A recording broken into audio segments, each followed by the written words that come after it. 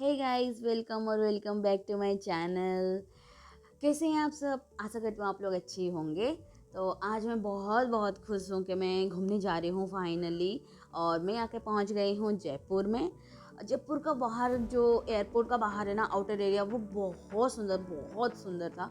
मतलब मैं बता नहीं सकती, वो इतना खूबसूरत था। फिर हम लोग को ये अंकल जो हैं वो हमें लेके जा रहे हैं होटल में। फिर वहाँ से हम लोग इनके साथ ही निकलेंगे साइट सीइंग वगैरह के लिए।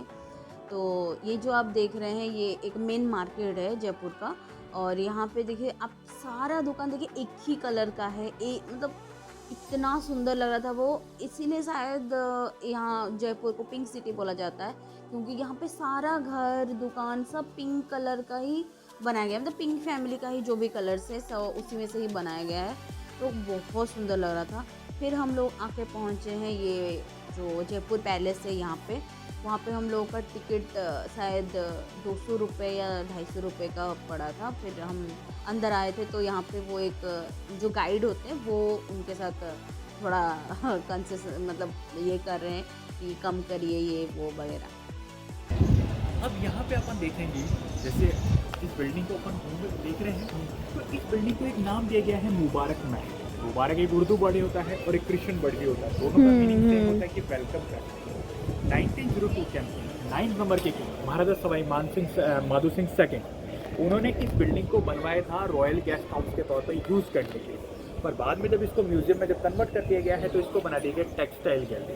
राजा रानी के द्वारा जो पहना गया था उनका जो कॉस्ट्यूम, वो कॉस्ट्यूम अपन अंदर इसके की अंदर। तरफ देखेंगे। यहाँ पे हाँ हाँ। अंदर फोटोग्राफी अलाउ नहीं होगा, बाहर की तरफ अपन फोटोग्राफी कर सकते हैं। तो एक बार अपन विजिट करते हैं, फिर ठीक है। Photography okay. थोड़ा सा उनका चेहरा भी नहीं देख सकते, तो इसलिए उनको देखते हुए झरोके बनाए गए हैं। जो आप देखते हैं ये झरोके, तो इसलिए ध्यान में दे रखते हैं ये बने, ताकि वो इसमें वहाँ क्या हलचल हो रही है, क्या प्रोग्राम हो रहे हैं, वो सब देख सकें। और किसी को पता भी नहीं चलेगा कि कोई पीछे देख भी कोई हाँ है हाँ पीछे हाँ, इसके पीछे। इसलिए जाली जैसा बनाया है घूंघट ताकि। घूंघट वाला सिस्टम था ये। हाँ हाँ राजपूतों में होता है मौसम, और जयपुर के जो राजा है वो तो राजपूती है। हाँ। तो टेटू सिल्वर स्मिथ थे गोविंद राव और माधव ने 1894 टू 1896 के अंदर बना करके तैयार किया। पर यूज तब किया गया जब 1902 के अंदर 9 नंबर के महाराजा सवाई माधव सिंह सेकेंड को इंग्लैंड गए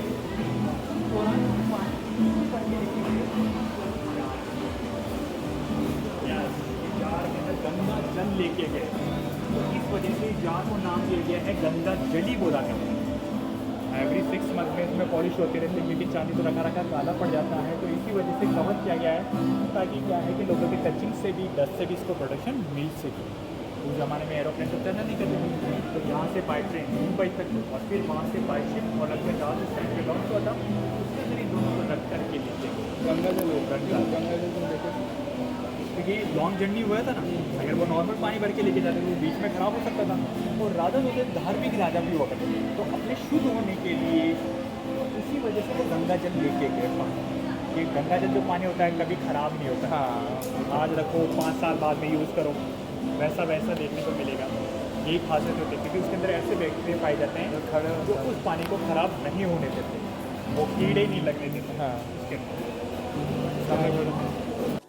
यहाँ पे घूमने के बाद थोड़ा बहुत फ़ोटोज़ लेने के बाद हम लोग सामने ही था जंतर मंतर, वहाँ पे घूमने चले गए थे।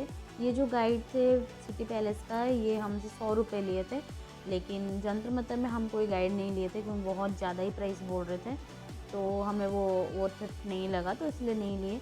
और यहाँ पे लेकिन बहुत सारा चीज़ें था, मतलब जो टाइम को लेके, फिर हमारा राशि, वो सब वगैरह बहुत सारा चीज़ था जो तो पता नहीं, गाइड होता तो शायद हम लोग को समझा पाता, लेकिन थोड़ा बहुत जो समझे हैं दूसरों का गाइड को सुन के, लेकिन पूरा नहीं समझ पाए।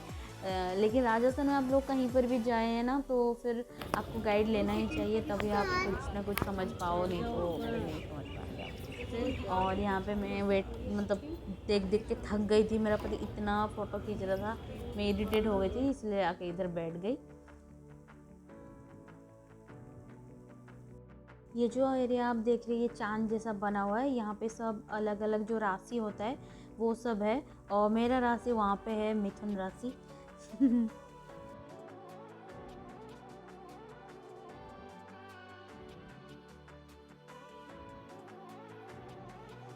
ये जो है यहाँ पे दिन का जो टाइमिंग होता था वो जानते थे पुराने ज़माने में, सूरज के रोशनी के थ्रू।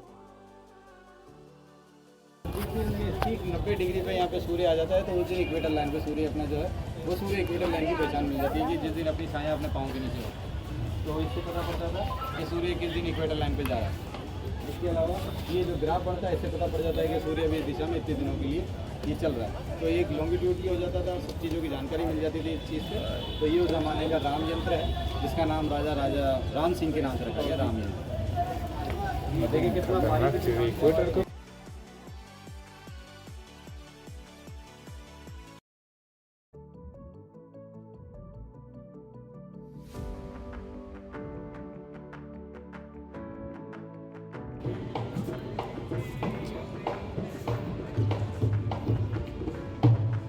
यहाँ पे हमको 6 बज गया था और 6 बजे यहाँ पे सब कुछ बंद हो जाता है। तो हम लोग यहाँ से निकल के, हवा महल रास्ते में ही आता है, तो यहाँ पे आके देख रहे थे।